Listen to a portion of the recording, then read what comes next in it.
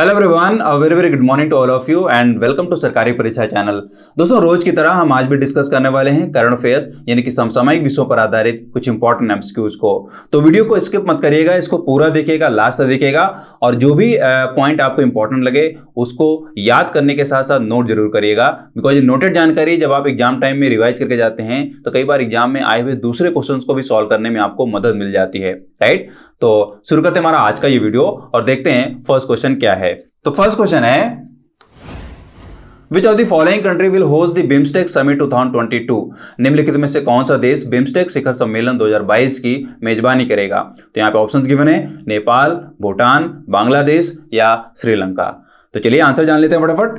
Answer यहाँ पे है श्रीलंका। जी हाँ दोस्तों, श्रीलंका बिम्स्टेक के 2022 के समिट की होस्टिंग करने जा रहा है, यानी कि बिम्स्टेक शिखर सम्मेलन 2022 को श्रीलंका होस्ट करेगा। जी, कंट्री का नाम अच्छे से याद कर लें। और अगर हम यहाँ पे अदर ऑप्शंस की बात करें, नेपाल, भूटान, बांग्लादेश, तो ये सारी की सारी कंट्रीज बिम्स्टेक ग्रुप की मेंबर कंट्रीज हैं। जी हाँ दोस्तों, बिम्स्टेक की मेंबर कंट्रीज हैं। मैं आपको बता दूं कि बिम्स्टेक में टोटल 7 मेंबर कंट्रीज हैं। इनके नाम आप जान लीजिए। ये नाम है India, Nepal, Bhutan, Bangladesh, Myanmar, Thailand and Sri Lanka. ये मेंबर कंट्रीज हैं, राइट, बिम्स्टेक में। और बिम्स्टेक का फुल फॉर्म भी चलिए यहाँ पे जान लेते हैं, ये भी इंपॉर्टेंट है। ये कई बार पूछा जा चुका है, आगे भी पूछा जा सकता है, राइट। और इनफैक्ट जितने भी चाहे वो नेशनल ग्रुप है चाहे वो इंटरनेशनल ग्रुप्स हैं, आपको एक तरीके से जितने भी एब्रिविएशंस हैं उसको अच्छे तरीके से याद कर लेना चाहिए, बिकॉज फुल फॉर्म के टर्म में भी क्वेश्चन कई बार बनते रहे हैं, राइट। तो चलिए जान लेते हैं बिम्स्टेक का फुल फॉर्म। बिम्स्टेक का फुल फॉर्म होता है bay of Bengal initiative for multi sectoral technical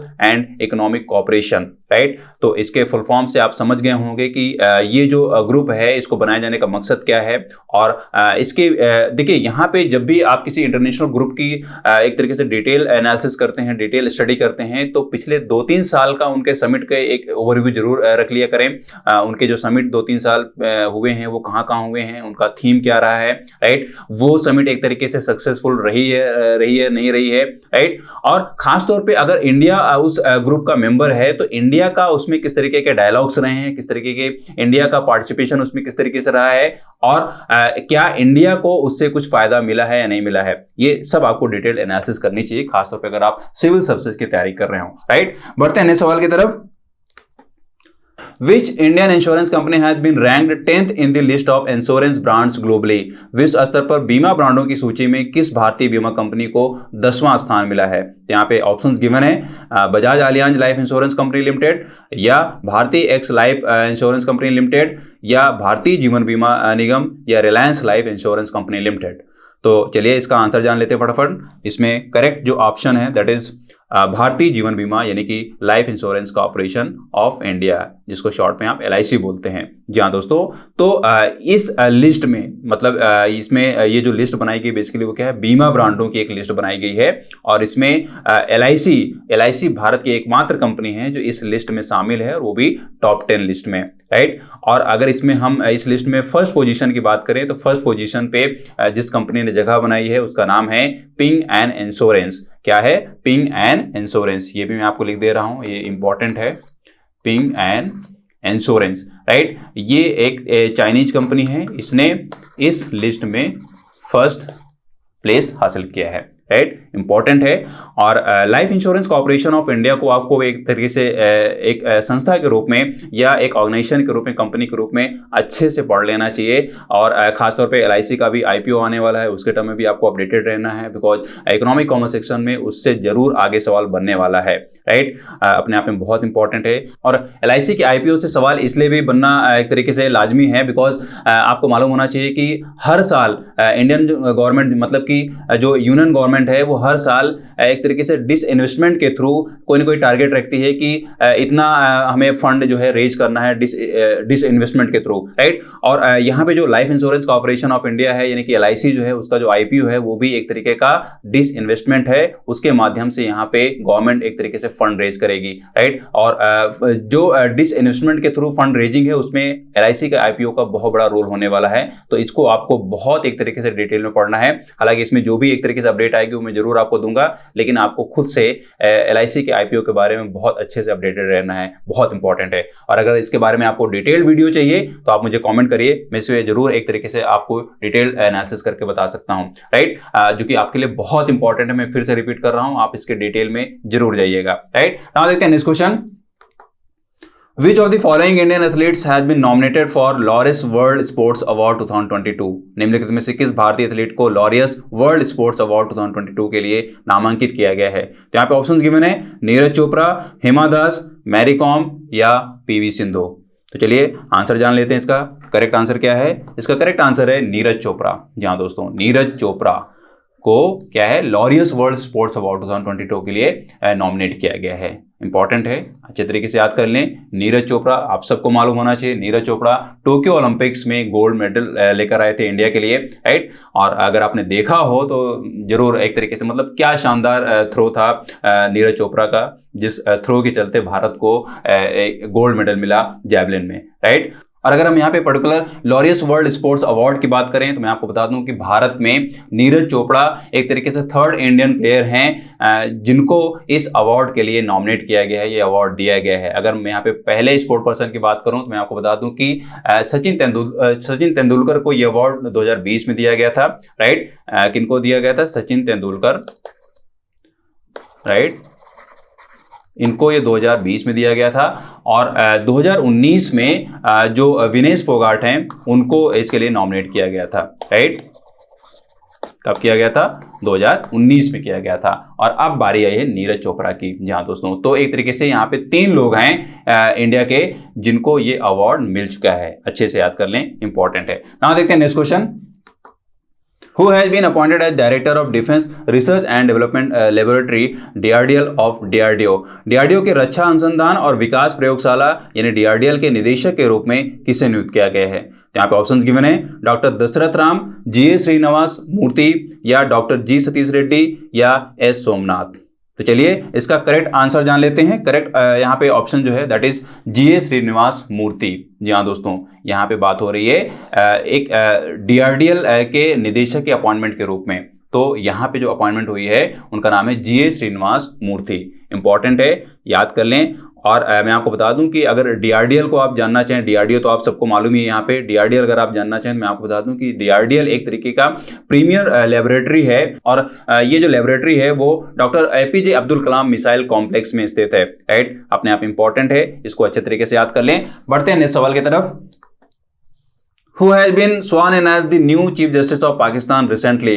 हाल ही में पाकिस्तान के नए मुख्य न्यायाधीश के रूप में किसने शपथ ली है? तो यहाँ पे ऑप्शंस गिवन है, जस्टिस गुलजार अहमद, जस्टिस आसिफ सईद खान खोसा, जस्टिस मियां साकिब निसार या जस्टिस उमर अता बंदियाल। तो चलिए इसका भी करेक्ट ऑप्शन जान लेते हैं फटाफट। करेक्ट ऑप्शन यहाँ पे है जस्टिस उमर अता बंदियाल। जी, नाम अच्छे से याद कर लें। ये पाकिस्तान के नए मुख्य न्यायाधीश के रूप में इनको शपथ दिलाई गई है, राइट। और ये पाकिस्तान के 28th चीफ जस्टिस होंगे, राइट। क्या होंगे ये? 28th चीफ जस्टिस होंगे, राइट। ये अच्छे से याद कर लें, क्वेश्चन बन सकता है। नाउ देखते हैं नेक्स्ट सवाल।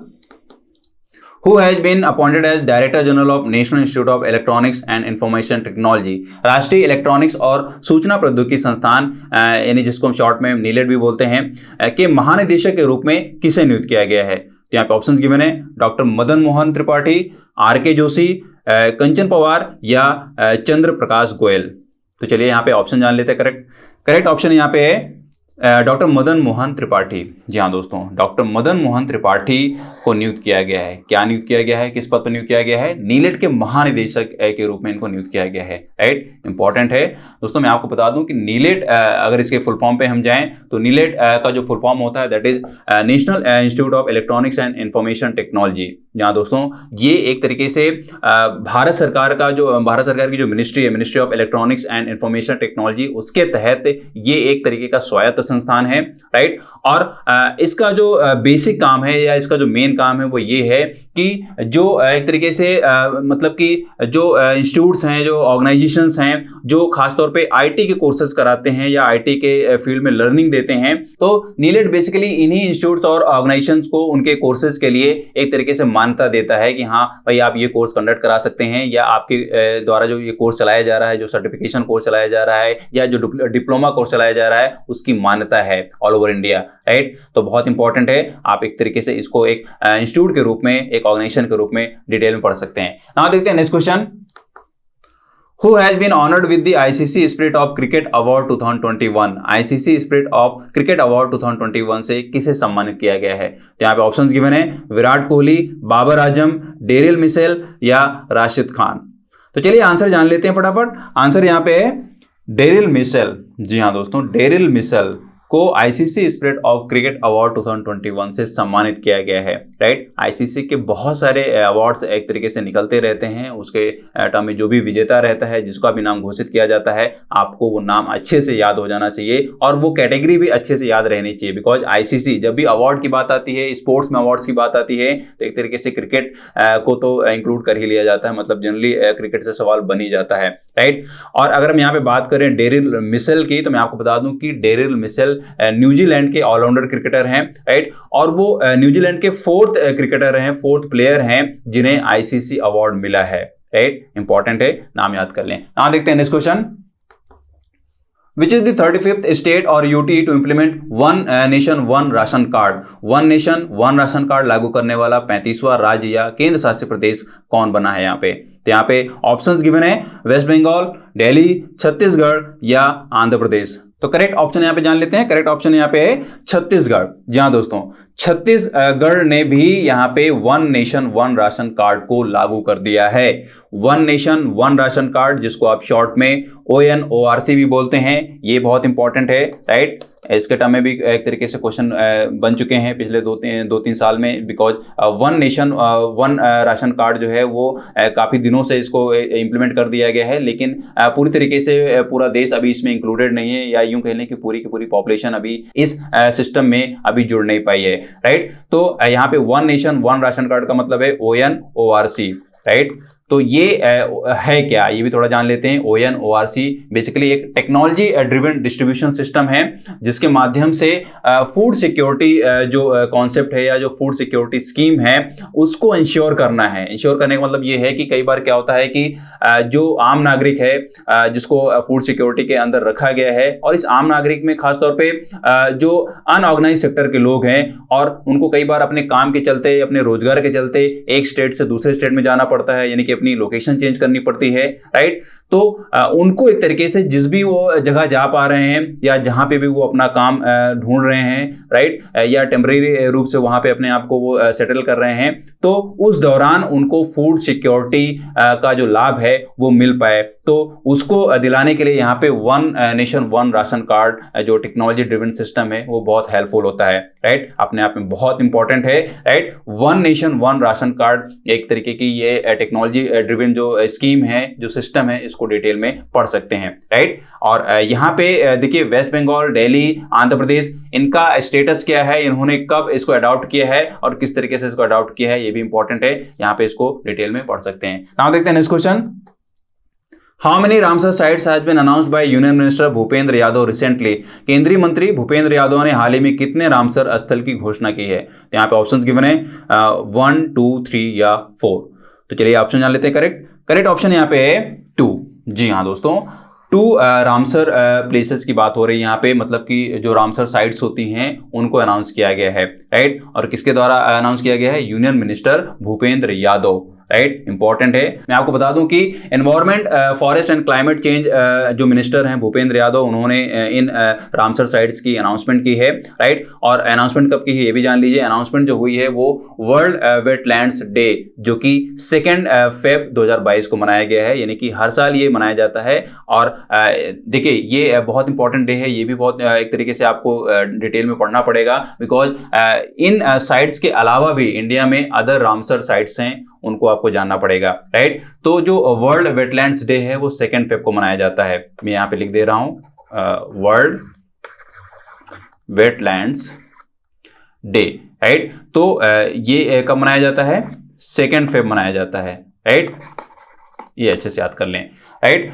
और एक तरीके से इस डे का जो मकसद होता है, जो पर्पज होता है, वो यही होता है कि पूरे वर्ल्ड में जितने भी रामसर साइट्स हैं वो साइट्स क्या हैं और वेटलैंड्स की इंपॉर्टेंस क्या है। मतलब जो इकोसिस्टम है, जो भी एक तरीके की बायोडाइवर्सिटी है या जो इकोलॉजिकल बैलेंस है, उसको मेंटेन करने के लिए वेटलैंड्स की क्या इंपॉर्टेंस होती है, इसके टर्म में भी बहुत इंपॉर्टेंट है, राइट। तो वर्ल्ड वेटलैंड्स डे 2 फेब को मनाया जाता है और इस बार इस मौके पर केंद्रीय मंत्री ने इन 2 साइट्स की अनाउंसमेंट की है, राइट। इन साइट्स का नाम क्या है ये भी मैं आपको बता देता हूं। ये साइट्स हैं खिजालदिया वाइल्ड लाइफ सेंचुरी जो कि गुजरात में है, दूसरी वाइल्ड लाइफ सेंचुरी जो है वो उत्तर प्रदेश में है, राइट। और इस उत्तर प्रदेश की साइट का नाम है Bakhira wild life sanctuary, right. ये अच्छे तरीके से याद कर लें। और इसके साथ ही भारत में जो टोटल रामसर साइट्स हो गई हैं वो हो गई हैं 49। कितनी हो गई हैं? टोटल 49 रामसर साइट्स हो गई हैं पूरे इंडिया में, इन 2 साइट्स को इंक्लूड करते हुए, राइट। नंबर अच्छे से याद कर लें और इन 2 नई साइट्स का जो मैंने आपको नाम बताया ये भी याद कर लें। मैं नाम आपको यहां पे फिर से बता दे रहा हूं, उसको अच्छे से याद कर लें। जो गुजरात में साइट है उसका नाम है खिजादिया वाइल्ड लाइफ सेंचुरी और जो उत्तर प्रदेश में साइट है उसका है Bakhira wild life sanctuary, right. याद कर लें। नाउ देखते हैं next question. Which of the following state has launched project सद्भावना to improve governance? निम्नलिखित में से किस राज्य ने शासन में सुधार के लिए सद्भावना परियोजना शुरू की है? यहाँ पे ऑप्शंस गिवन है, ओडिशा, असम, मध्य प्रदेश या उत्तर प्रदेश। तो चलिए करेक्ट ऑप्शन जान लेते हैं। करेक्ट ऑप्शन यहाँ पे है असम। जी हाँ दोस्तों, असम ने एक तरीके से सद्भावना परियोजना शुरू किया है, राइट। यहाँ पे स्टेट का नाम अच्छे से याद कर लें और जिस प्रोजेक्ट की शुरुआत की गई उस प्रोजेक्ट का नाम प्रोजेक्ट सद्भावना, राइट। इंपॉर्टेंट है। इंपॉर्टेंट इसलिए भी है बिकॉज मैं आपको बता दूं कि इस प्रोजेक्ट का जो मकसद ये है कि आसाम गवर्नमेंट का जो सेक्रेटेरिएट है वहाँ पे जो अटकी हुई फाइलें हैं, यानी कि जो आम नागरिक है उनकी होता क्या है, कई बार गवर्नमेंट्स में बहुत सारी फाइल जो हैं वो पेंडिंग पड़ी रहती हैं। 1 साल हो जाता है, 2 साल हो जाता है, 3 साल हो जाता है, वो पेंडिंग चलती रहती है किसी न किसी रीजन की वजह से, राइट। तो एक तरीके से ये जो प्रोजेक्ट है, प्रोजेक्ट सद्भावना, वो यही मॉनिटर करेगा, एक तरीके का प्लेटफॉर्म जो प्रोवाइड करा रहा है कि आम नागरिक वहां पे एक तरीके से अपनी कंप्लेन कर पाए कि उसकी कौन सी फाइल कब से पेंडिंग चल रही है और उसके लिए क्या क्या रीजंस दिए जाते रहे उसको डिले करने का, राइट। तो अपने आप में बहुत इंपॉर्टेंट है बिकॉज जो आम नागरिक है वो कई बार इस तरीके की प्रॉब्लम्स को फेस करता है कि उसकी प्रॉब्लम या उसका जो प्रोजेक्ट है वो एक तरीके से अटक जाता है, जिसको एक तरीके से बोला जाता है लाल फीताशाही, राइट। तो इस कॉन्सेप्ट से कई बार चीजें क्या होती, पिछड़ जाती हैं और वो कई बार आम नागरिक को परेशान करती है। तो डेफिनेटली ये अपने आप में बहुत इंपॉर्टेंट प्रोजेक्ट है, इसको अच्छे से याद कर लें और ये असम ने शुरू किया है, राइट। तो दोस्तों यही थे हमारे आज के इंपॉर्टेंट क्वेश्चंस जो जरूर आपके लिए आने वाले कॉम्पिटिटिव एग्जाम्स के लिए हेल्पफुल हो सकते हैं। तो यहाँ पे क्वेश्चंस को अच्छे से दिमाग में रखें और इनके आंसर को भी दिमाग में रखें, राइट। आई होप मैंने आपको जो एक्स्ट्रा जानकारी दी है वो आपने दिमाग में रख लिया होगा, नोट भी कर लिया होगा। डेफिनेटली वो आपके आने वाले कॉम्पिटिटिव एग्जाम्स के लिए हेल्पफुल होने वाली है, राइट। दोस्तों वीडियो अगर आपको हेल्पफुल लगी तो इसको लाइक करें, शेयर करें और अगर आप चैनल में नए हैं तो इसको आप सब्सक्राइब कर लें, साथ में बेल आइकन को प्रेस कर लें ताकि इंपॉर्टेंट वीडियोज आपसे मिस ना हो। और अगर आप सोशल मीडिया में फेसबुक, इंस्टाग्राम, टेलीग्राम पे हैं तो वहां पे भी आप हमको फॉलो करें बिकॉज वहां पे भी हम बहुत सारी अपडेट्स आपको देते रहते हैं, राइट। और अगर आप ज्यादा करंट अफेयर्स पढ़ना चाह रहे हैं तो आप हमारी साइट पे जाइए, वहां पे आपको डेली करंट अफेयर्स दी जाती है पॉइंट वाइज, ताकि आप इसको आसानी से पढ़ पाएं, याद कर पाएं और इसको नोट भी कर पाएं, ताकि वहां पे जो नोटेड जानकारी है उसको आप एग्जाम टाइम में रिवाइज करके जा पाएं और इसकी हेल्प ले पाएं क्वेश्चंस को सॉल्व करने में, राइट दोस्तों। तो पढ़ते रहिए, मस्त रहिए, मिलता हूं आपसे नेक्स्ट वीडियो में, तब तक के लिए have a nice day, great day and thank you.